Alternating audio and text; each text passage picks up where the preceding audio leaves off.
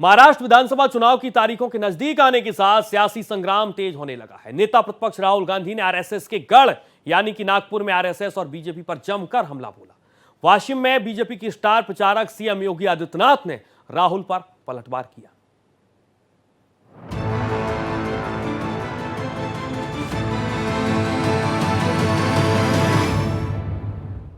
महाराष्ट्र का रण सज चुका है। दिग्गजों के तूफानी दौरे ने सियासी टेम्परेचर हाई कर दिया है।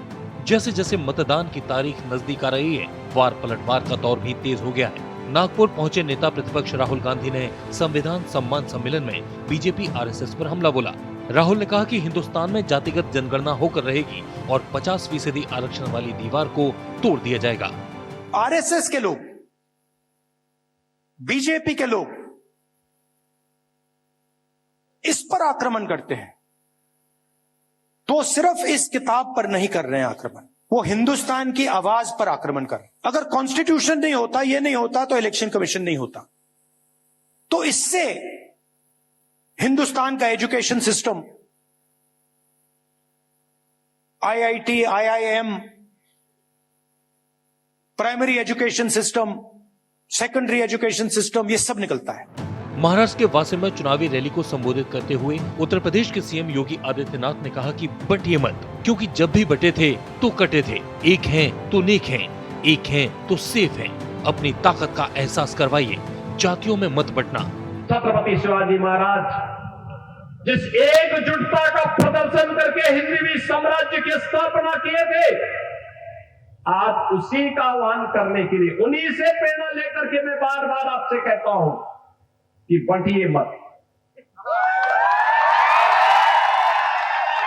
उन्हीं से प्रेरणा ग्रहण करके मैं आपसे कहता हूं बंटिए मत, क्योंकि जब भी बटे थे तो कटे थे। एक है तो नेक है,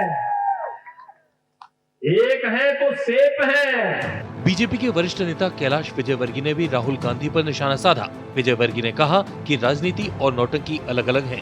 राजनीति में गंभीरता की जरूरत होती है। देखिए, राजनीति और नौटंकी अलग अलग है। नौटंकीबाज राजनीति में कभी सफल नहीं होते हैं। एक आध बार कभी सफलता मिल सकती है, पर राजनीति गंभीरता का विषय है। सबसे पहले गंभीरता चाहिए। वो गंभीरता राहुल जी में कहीं भी दिखाई नहीं देती। इसलिए जनता उनको नेता के रूप में कभी स्वीकार नहीं कर सकती। महाराष्ट्र की 288 सीटों पर 20 नवंबर को मतदान होना है और 23 नवंबर को इसके नतीजे आएंगे। सियासी खींचतान जारी है। ऐसे में देखना ये होगा कि महायुति या महाविकास आघाड़ी किसकी चलेगी गाड़ी। Bureau report, Bharat express.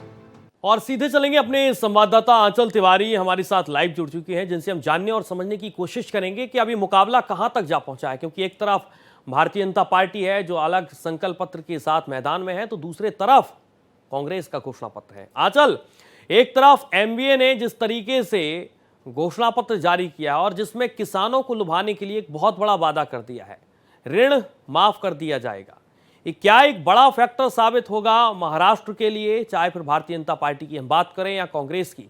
लेकिन फेवर तो कांग्रेस और एमवीए के खाते में होगा अगर किसानों का वोट बैंक एमवीए लुभा पाती है इस योजना के साथ जो घोषणा पत्र में वादा किया गया है। जी बिल्कुल सूर्या, जिस तरीके से महाराष्ट्र में होने वाले विधानसभा चुनाव के मद्देनजर आज महाविकास आघाड़ी की तरफ से घोषणा पत्र जारी किया गया। इस घोषणा पत्र में हर एक वर्ग को साधने की जो कोशिश है वो की गई है, लेकिन सबसे ज्यादा फोकस महिलाओं और किसानों पर किया गया है। महिलाओं का 3 लाख रुपए तक का जो कर्ज है वो सीधे माफ किया जाएगा। इसके साथ ही अगर वो जो कर्ज है सही समय पर चुकाते हैं तो 50,000 रुपए उन्हें प्रोत्साहित राशि भी दी जाएगी। इसके साथ ही खास जो दूसरा घोषणा पत्र में ऐलान किया गया है वो महिलाओं को लेकर है, क्योंकि जहां 1500 रुपए महायुति की तरफ से महिलाओं के खाते में जा रहा था, अब 3,000 रुपए अगर इनकी सरकार आती है तो खटाखट जाएगा। और ये ऐलान खुद राहुल गांधी ने किया है। और इसके साथ ही बस में वो फ्री में यात्रा कर पाएंगे महाराष्ट्र में कहीं पर भी अगर वो ट्रैवलिंग करती हैं। तो इसके साथ ही बड़ी जो योजनाओं का ऐलान है वो महाविकास आघाड़ी की तरफ से किया गया है।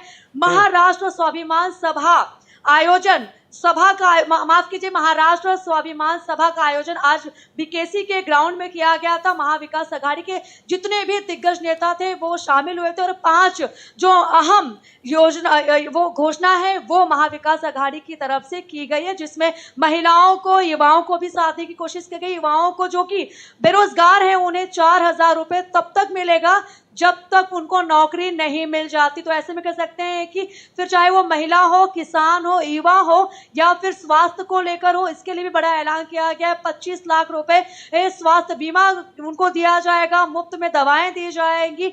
आरक्षण को लेकर भी बात की गई है कि 50% से ज्यादा जो आरक्षण है वो बढ़ाया जाएगा। जो 50% आरक्षण है उसे हटाकर उसे बढ़ाने का जो काम है इनकी सरकार आने के बाद किया जाएगा। जाति जनगणना, इसके साथ ही समानता गारंटी, तो ऐसे कई जो घोषणाएं हैं वो महाविकास अघाड़ी के घोषणा पत्र में की गई। अब ऐसे में ये देखना महत्वपूर्ण होगा सूर्या कि जिस तरीके से महायुति और महाविकास अघाड़ी दोनों महाराष्ट्र की जनता को साधने की कोशिश कर रही है, जब नतीजे आएंगे तो किसके पक्ष में आएंगे। बिल्कुल आंचल, महायुति के लिए कौन सा बेहतर फैक्टर होगा, खासकर मुंबई के आसपास का इलाका जहां पर आदित्य ठाकरे बहुत जोर शोर के साथ मेहनत कर रहे हैं और यही मेहनत हमने लोकसभा चुनाव में भी देखी। क्या आपको लगता है कि आदित्य ठाकरे माफ कीजिएगा एक बड़ा फैक्टर होंगे भारतीय जनता पार्टी के लिए, एक बड़ी चुनौती बन सकते हैं क्या, क्योंकि एक उन पर बहुत ज्यादा फोकस कर रही है एमवीए और अलग अलग दल भी। देखिए सूर्या, जिस तरीके से अगर मैं आदित्य ठाकरे की बात करूं तो उद्धव ठाकरे ने पहले ही उन्हें लॉन्च कर दिया है और जगह जगह महायुति की महाविकास अघाड़ी के जो नेता हैं वो जनता को साधने की कोशिश कर रहे हैं। और आज एक बार फिर इस सभा में संविधान को लेकर कई बातें की गई है। संविधान हटाने की जो बात है जो बीजेपी की तरफ। ठीक है, बहुत शुक्रिया आपका।